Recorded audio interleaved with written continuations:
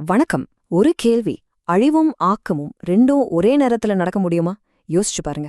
ஒரு பெரிய சாம்ராஜ்யம் ஒரு கையால சில கலாச்சாரங்களை அழிச்சுக்கிட்டே இன்னொரு கையால ஒரு புது கலாச்சாரத்தை உருவாக்குது. முடியுமா? முடியும். இதுதான் டெல்லி சுல்தானகத்தோட ரொம்பவே முரண்பாடான கதை. ஒரு பக்கம் பார்த்தா படையெடுப்பு, பேரழிவு, இன்னொரு பக்கம் பார்த்தா அகதிகளால ஒரு புது கலாச்சாரமே மலருது. வாங்க இந்த விசித்திரமான வரலாற்றை கொஞ்சம் ஆழமா பார்க்கலாம். படையெடுப்புன்னு சொன்னாலே நம்ம மனசுக்கு என்ன வரும்? அழிவு, போர், இழப்பு இதுதானே.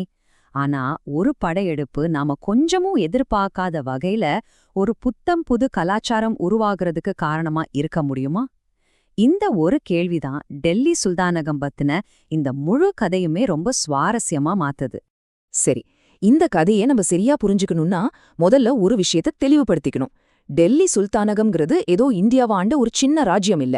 நாம இங்க பேச போறது அதோட உச்சக்கட்டத்துல இருந்தப்போ உலக அரங்கையே அதிர வச்ச ஒரு மிகப்பெரிய சக்திய பத்தி. சும்மா யோசிச்சு பாருங்களேன். 13ஆம் நூற்றாண்டு உலகம் முழுக்க பெரிய பெரிய சாம்ராஜ்யங்கள் உருவாகி ஒன்னோட ஒன்னு மோதிட்டு இருந்த நேரம். அந்த சமயத்துல டெல்லி சுல்தானகம் வெறும் ஒரு உள்ளூர் சக்தி கிடையாது, அது ஒரு குளோபல் சூப்பர் பவர். அதோட வலிமையும் செல்வமும் உலகத்துல இருந்த மத்த எல்லா பெரிய நாடுகளையும் திரும்பி பார்க்க வச்சுது. இந்த சுல்தானகத்தோட பவர் எந்தளவுக்கு இருந்ததுன்னு தெரிஞ்சுக்க ரெண்டு விஷயம் போதும்.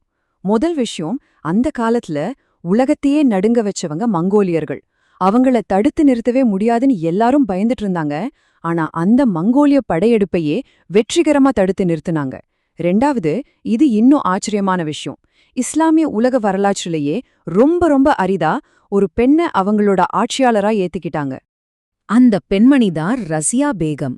அவங்க கொஞ்ச காலம்தான் ஆட்சி செஞ்சாங்கன்னாலும் யோசிச்சு பாருங்க. ஆண்கள் மட்டுமே கோலோச்சிட்டு இருந்த ஒரு உலகத்துல ஒரு பெண்ணா சிம்மாசனத்துல ஏறுறதுங்கிறது எவ்ளோ பெரிய விஷயம். இதுவே டெல்லி சுல்தானகம் எவ்ளோ ஒரு தனித்துவமான அரசுங்கிறதுக்கு ஒரு பெரிய சாட்சி. சரி, இப்ப நாம கதையோட இன்னொரு கொஞ்சம் இருண்ட பக்கத்தை பார்க்கலாம். சுல்தானகம் தன்னோட அதிகாரத்தை கிழக்கு பக்கமா விரிவாக்க ஆரம்பிச்சது. பக்தியார் கல்ஜி தலைமையில நடந்த இந்த படையெடுப்பு வரலாற்றோட போக்கே மாத்தி அமைச்சது உண்மைதான்.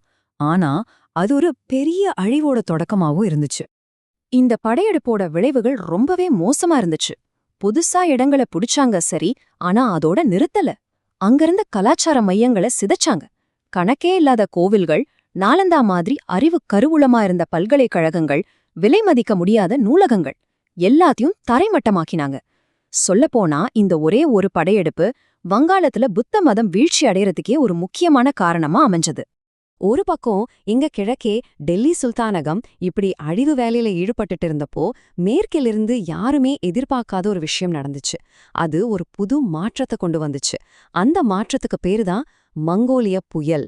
இந்த ரெண்டு பக்கத்தையும் பாருங்களேன். அந்த காலத்தோட முரண்பாட்டை இது ரொம்ப அழகா காட்டுது. ஒரு பக்கம் மத்திய ஆசியா, மங்கோலிய புயலால அங்கிருந்த நகரங்கள் எல்லாம் இடிஞ்சு போச்சு. ஆனா இன்னொரு பக்கம் அதே புயல்ல இருந்து தப்பிச்சு ஓடி வர்றவங்களுக்கு இந்திய துணைக்கண்டம் ஒரு பாதுகாப்பான இடமா மாறுச்சு. அழிவிலிருந்து தப்பிச்சே மக்கள் இங்குதான் அடைக்கலம் தேடி ஓடி வந்தாங்க. இந்த மங்கோலிய தாக்குதல்கள் தான் உலக வரலாற்றிலே நடந்த மிகப்பெரிய இடப்பெயர்வுகள்ல ஒன்னு ஆரம்பிச்சு வச்சது. லட்சக்கணக்கான மக்கள் அவங்க உயிரை மட்டும் காப்பாத்திக்க ஓடி வரல, அவங்களோட அறிவையும் கலையையும் கலாச்சாரத்தையும் காப்பாத்திக்கிறதுக்காக இந்தியாவை நோக்கி ஒரு பெரிய பயணத்தை ஆரம்பிச்சாங்க. சரி, அப்படி வந்தவங்க யாரு? அவங்க வெறும் சாதாரண அகதிகள் கிடையாது. போர் வீரர்கள், பெரிய பெரிய அறிஞர்கள், சூஃபி ஞானிகள், வியாபாரிகள், கலைஞர்கள், கைவினைஞர்கள்னு ஒவ்வொரு துறையிலையும் சிறந்து விளங்குன திறமசாலிங்க இந்தியாக்குள்ள வந்தாங்க. இத நம்ம இப்போதைய மொழியில சொன்னா இந்தியாவுக்கு ஒரு மிகப்பெரிய பிரெயின் கெயினே நடந்துச்சு. இதோட விளைவு என்ன தெரியுமா? வந்தவங்க சும்மா இங்க தஞ்சம் புகழ, அவங்க கூடவே கொண்டு வந்த மொழி, கலை, இலக்கியம், நம்பிக்கைகள் இது எல்லாத்தையும் இங்க இருந்த கலாச்சாரத்தோட கலந்தாங்க. இந்த பெரிய சங்கமம் தான் இந்திய துணைக்கண்டத்துல அதுவரைக்கும் யாருமே பாத்திராத ஒரு புத்தம் புது செழிப்பான இஸ்லாமிய கலாச்சாரத்துக்கு உயிர் கொடுத்துச்சு. சரி, இப்ப நாம இந்த ரெண்டு கதைகளையும் ஒன்னா இணைச்சு பார்க்கலாம். ஒரு பக்கம் சுல்தானாகத்தோட அழிவு, இன்னொரு பக்கம் மங்கோலியர்களால உருவான ஒரு ஆக்கம். இந்த ரெண்டு எதிரெதிர் சக்திகளும் சேர்ந்து இந்திய துணைக்கண்டத்தோட முகத்தையே எப்படி மாத்தி அமைச்சது? இது கொஞ்சம் பாருங்க. டெல்லி சுல்தானகம் அவங்களோட படையெடுப்பால கிழக்குல ஒரு கலாச்சாரத்தை அழிச்சாங்க. ஆனா எங்கேயோ நடந்த மங்கோலிய படையெடுப்பு அதே டெல்லி சுல்தானகத்தை ஒரு புகலிடமா மாத்தி இங்க ஒரு புது கலாச்சாரத்தை உருவாக்கிடுச்சு. ஒரே நாணயத்தோட ரெண்டு வெவ்வேறு பக்கங்கள் மாதிரி. இதுதான் நாம ஆரம்பத்துல இருந்து பேசிட்டு இருக்கிற அந்த வரலாற்று முரண்பாடு. உண்மையில இந்த ஒரு வரிதான் இந்த முழு மாற்றத்தோட ஆணிவேரு. புலம்பெயர்ந்தவங்களால ஒரு புது இஸ்லாமிய பண்பாடு இங்க உருவானது. இதேதோ ஒரு ஆட்சி மாற்றம் மட்டும் இல்ல, இது ஒரு புது சமூகத்தோட பிறப்பு. கடைசியா இந்த டெல்லி சுல்தானகத்தோட கதை நம்ம முன்னாடி ஒரு பெரிய கேள்விய வைக்குது. வரலாற்று திரும்பி பார்த்தா புதுசான படைப்புகளும் புது கலாச்சாரங்களும் எப்போதுமே பழைய ஒண்ணு அழிஞ்சதுலேருந்து தான் உருவாகுதா? இத பத்தி நீங்க என்ன நினைக்கிறீங்க? யோசிச்சு பாருங்க.